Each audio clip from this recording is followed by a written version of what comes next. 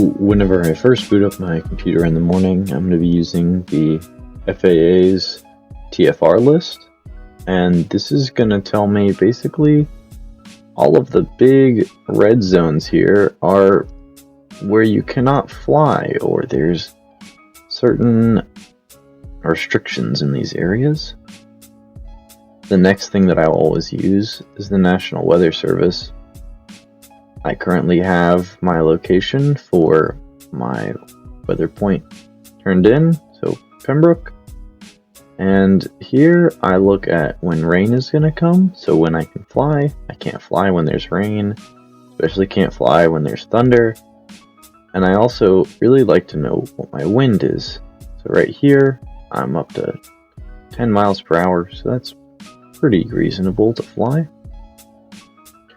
My other thing I have to look out for is my visibility.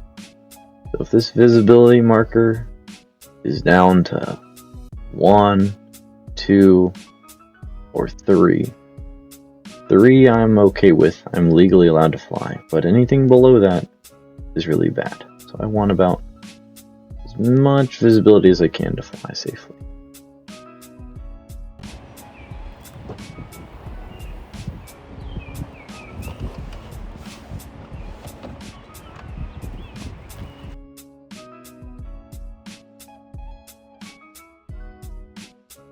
The Part 107 license itself is a license that is issued by the FAA, or the Federal Aviation Administration.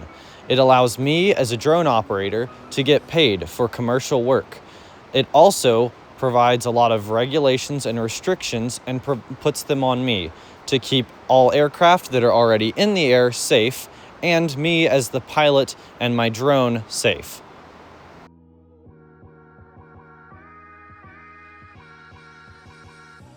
So my drone of choice is my work drone, and it is a DJI Mini 3.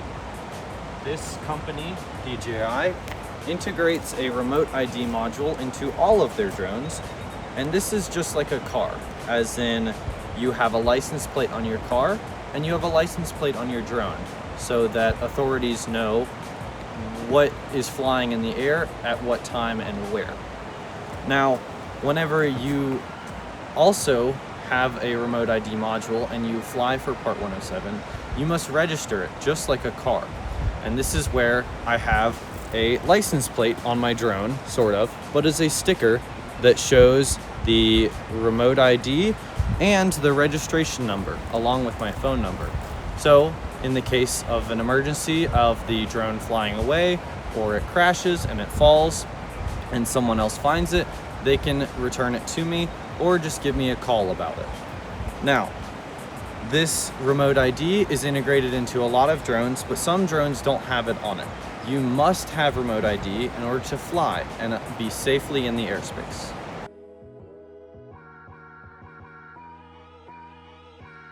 With the talk of a drone crashing, if a drone crashes and there is a loss of consciousness in a person, or an injury that requires a hospitalization, you must report it to the FAA within 10 days. This statement is also true if you cause $500 to another person's property or area with your drone.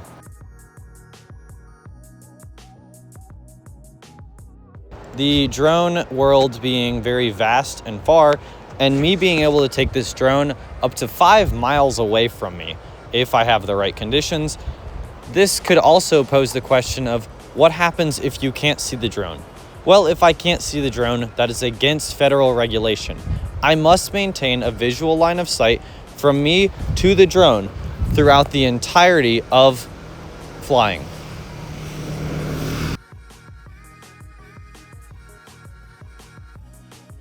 So here in the New River Valley, we have a lot of wilderness areas, such as National Forest, or we have these beautiful areas such as this.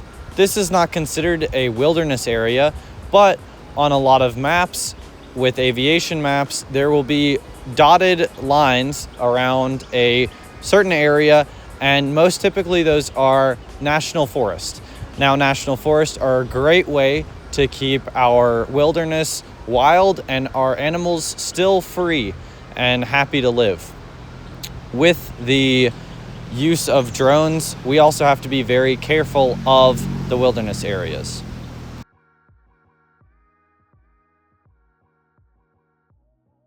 With there not being a lot of airports in this area, we normally worry about wilderness areas when flying. However, when it comes to densely populated areas or areas with airports in them, you have to be worried about the airports and the airspace around it. A lot of the regulation for Part 107 comes around airports due to the high flow of manned traffic or airplanes. The biggest thing that we have to look at before we leave is the airspace regulated or not?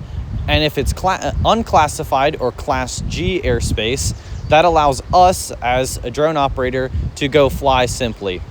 But I will soon talk about what to do when there is an airspace that you need regulation to fly in. The operators of drones sometimes having jobs needing to be close to the radius of an airport, there comes a system to regulate how we fly around them and so that other airplane pilots can see us. This system is called LANCE. That stands for Low Altitude Authorization and Notification Capability. This tells pilots where we are, when we'll be flying for, and this will normally be a small window of about an hour to 2 hours.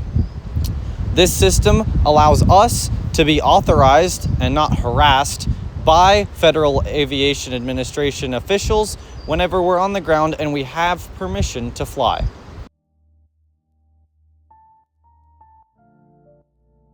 The use of a drone, you might think that I cannot fly over public roadways. And that is true if I were to just sit the drone and hover it over a public roadway. However, with the drone, they have regulations in place that we can fly over it. So any transitionary flights over a roadway from one property to another is perfectly fine, as long as I am not simply hovering over the road.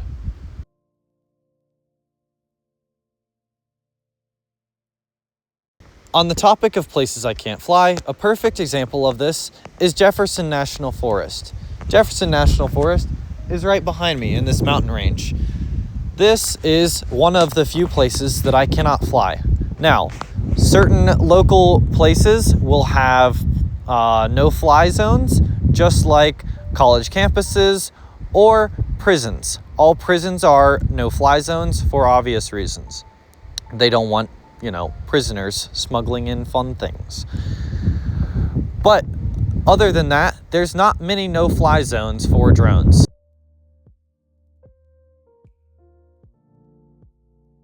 A frequently asked question that I get is how high up can I take the drone? Well, theoretically, I can take it as far up as miles or until the battery runs out. However, in reality, I have laws that tell me I can't. The federal regulations say that I can only go 400 feet AGL. AGL stands for above ground level.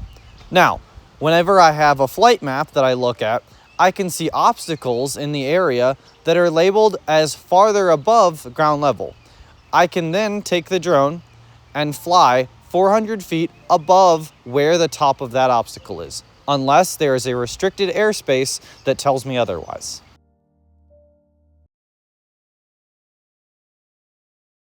Another frequently asked question that I get is, can I fly above your property?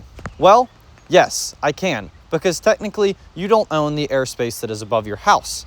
Now, this does stop me from being a peeping Tom because I'm not allowed to hover and look into your windows. That would be weird.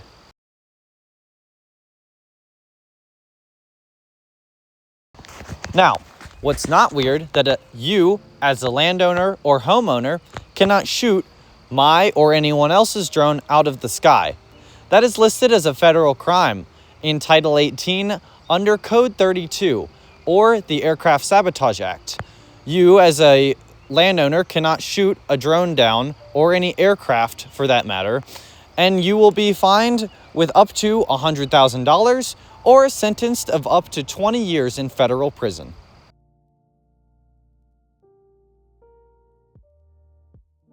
Now, in order to get your own drone pilot's license, or a Part 107, you must be 16 years old. You must be able to read, speak, and write English, which, if you're listening to this video, you probably are. And you must pass the exam. Now, the exam includes all of these wonderful things in here. The easiest way that I've learned personally how to go through these is through a institution called Pilot Institute. They're an online class where you take this several part class and do exactly as they say, and you will pass. It is a 99% pass rating, and they are very easy to work with, and they've been a phenomenal resource for me. Once you pass your test at a registered PSI location, you will then receive a extremely colorful license that looks almost exactly like this.